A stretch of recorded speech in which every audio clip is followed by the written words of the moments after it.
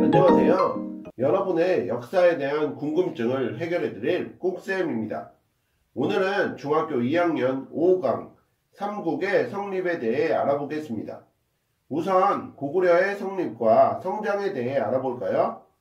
고구려는 주몽이 기원전 37년에 부여계통의 이주민과 압록강 유역의 토착민을 연합하여 졸본 지역에 건국하게 되는데요. 한이 세운 9년과 전쟁을 벌이며 성장하며 1세기 초 산물이 풍부하고 주변 지역으로의 진출에 유리한 압록강 중류의 국내성으로 천도하게 됩니다. 다음으로 고구려의 성장에 대해 알아볼까요? 이번 파트에서는 왕과 그들의 업적을 잘 기억하셔야 되는데요. 우선 1세기 때 태조왕은 옥저를 정복하고 중앙집권 국가의 기틀을 마련합니다. 2세기 때 고국천왕은 왕위의 부자 상속을 확립하였고 오부를 행정적 성격으로 개편하였고 4세기 때 미천왕은 중국의 낙랑군을 멸망시키고 대동강 유역까지 영토를 확장하였습니다.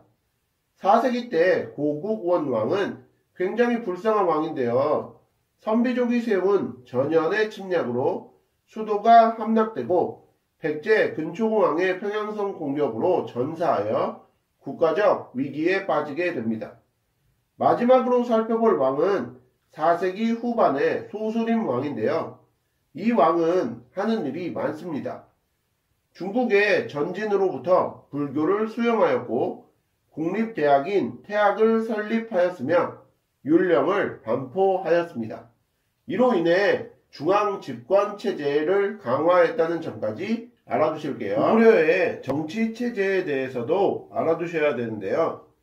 고구려의 중심 세력은 왕족인 고씨를 비롯한 오부 출신의 귀족 가문이었고 수상인 대대로를 중심으로 10여 등급의 관리 등급을 두었으며 제가회의라는 국가회의를 통해 국가의 중대사를 논의하고 수도와 지방을 각각 5부로 나누어 중앙에서 관리를 파견, 행정, 군사 업무를 담당하였습니다. 두 번째로 알아볼 나라는 백제인데요.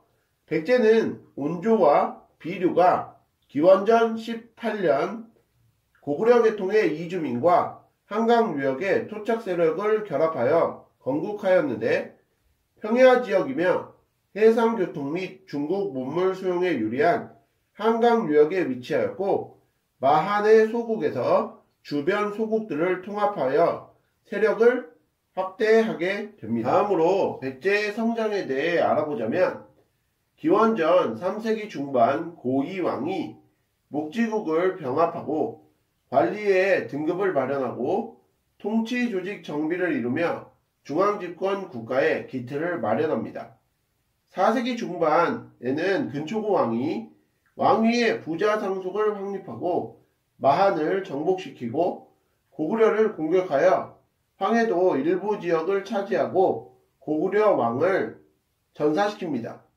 또한 중국의 동진과 외교 관계를 수립하여 선진 문물을 수용하기도 했어요. 4세기 후반에는 침류왕이 중국의 동진에서 불교를 수용하여 중앙 집권을 강화하고 요서와 규수로까지 진출하게 된다는 점까지 알아두실게요. 백제의 정치체제를 살펴보면 백제의 중심 세력은 왕족인 부여씨와 몇몇 귀족 가문이었고요.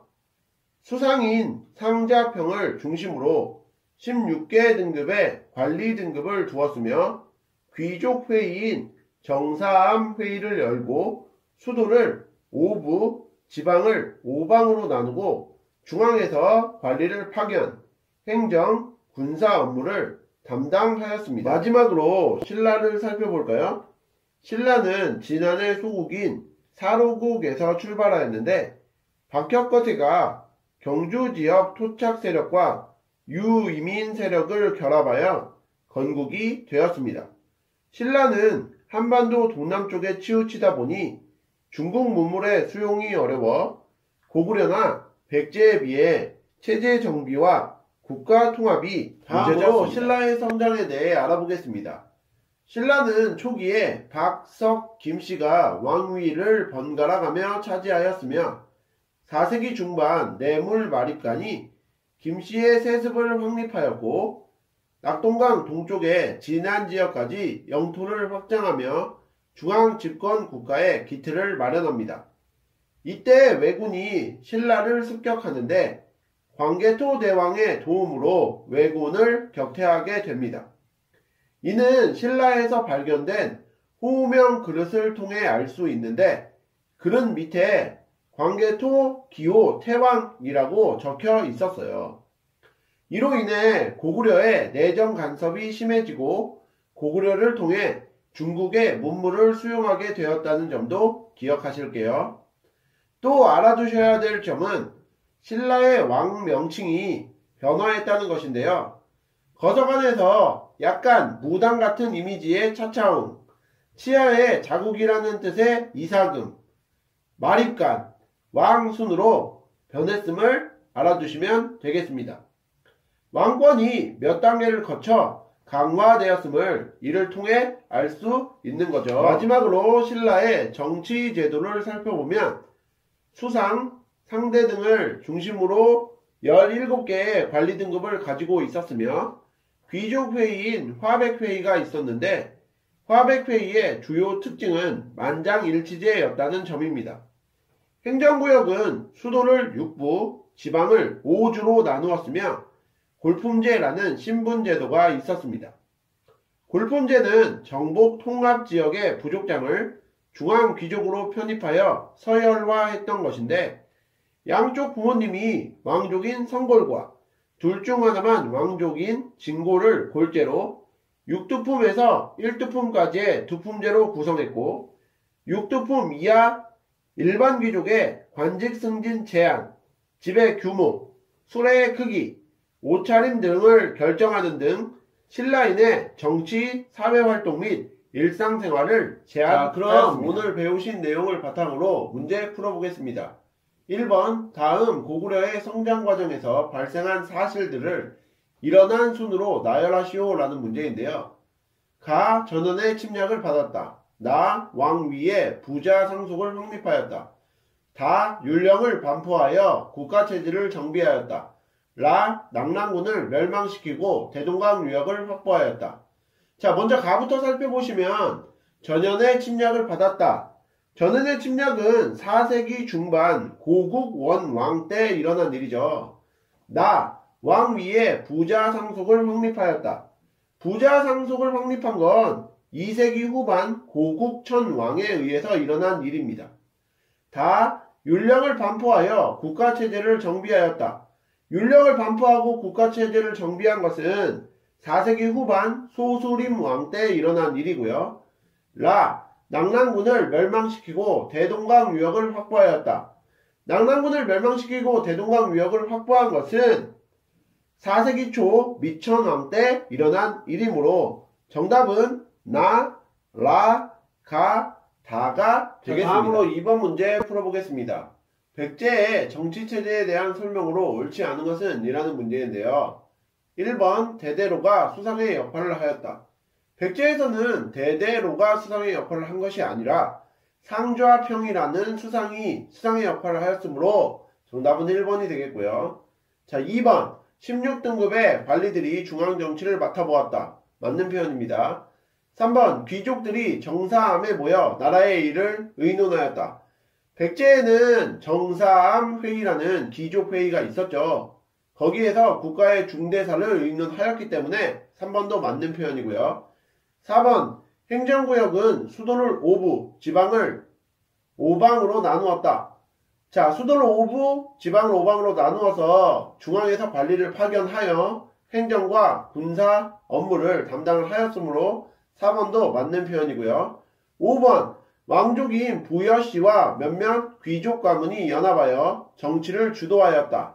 자, 백제에서 정치의 중심 세력은 부여씨와 몇몇 귀족 가문이었기 때문에 5번도 맞는 표현이 되겠습니다. 그러므로 정답은 1번이 되겠죠. 3번 신라의 정치체제에 대한 설명으로 옳지 않은 것은? 이라는 문제도 풀어볼게요. 1번 엄격한 신분제도인 골품제가 있었다. 신라에는 골품제가 있었기 때문에 1번 맞는 표현이고요. 2번 수도를 5부, 지방을 5주로 나누어 다스렸다. 자, 신라의 행정구역은 수도를 6부, 지방을 5주로 나누어서 다스렸으므로 2번은 틀린 표현이 되겠습니다. 3번 국가의 중요한 일은 화백회의에서 결정하였다. 맞는 표현이고요. 4번 17등급으로 구분된 관리들이 중앙정치를 담당하였다. 4번도 맞는 표현이고요. 자, 5번 귀족들의 회의를 주관하는 상대등이 수상의 역할을 하였다. 상대등이 귀족회의인 화백회의의 수장 역할을 담당을 하였기 때문에 5번도 맞는 표현이 되겠습니다. 그러므로 정답은 2번이 되겠죠. 오늘의 마지막 4번 문제 풀어보겠습니다. 다음 왕들의 공통점으로 가장 적절한 것은? 이라는 문제인데요. 제시된 왕들은 고구려의 고국천왕, 백제의 근초고왕, 신라의 내물왕입니다. 자, 1번 율령을 반포하였다. 자, 고구려에서 율령을 반포한 것은 고국천왕이 아니라 소수림왕이죠. 그러므로 1번은 해당이 될 수 없겠고요. 2번 왕위 계승 제도를 확립하였다. 고구려의 고국천왕, 백제의 근초고왕, 신라의 내물왕 모두 왕위의 세습 제도를 확립을 하였으므로 정답은 2번이 되겠습니다. 3번 강력한 신분제도를 마련하였다. 자, 강력한 신분제도는 골품제를 예로 든다면 이것은 신라에만 해당이 되는 내용이기 때문에 3번도 정답이 아니고요. 4번 불교를 수용하여 사상적 통합을 꾀하였다. 자, 고구려에서 불교를 수용한 왕은 고국천 왕이 아니라 소수림 왕이고, 백제에서는 침류 왕이 불교를 수용하였기 때문에 이들 왕들의 공통점으로 볼 수 없습니다. 5번 인재를 양성하기 위한 교육기관을 설립하였다. 대표적인 인재 양성 교육기관은 태학이 있는데요. 태학 같은 경우에도 고구려의 고국천 왕이 만든 게 아니라 소수림 왕이 설립하였으므로 5번도 정답이라고 할 수 없겠습니다. 오늘 이상으로 해서 중학교 2학년 역사 5강 삼국의 성립에 대해서 알아보셨는데요. 복습 열심히 하시고 다음 시간에 뵙겠습니다. 감사합니다.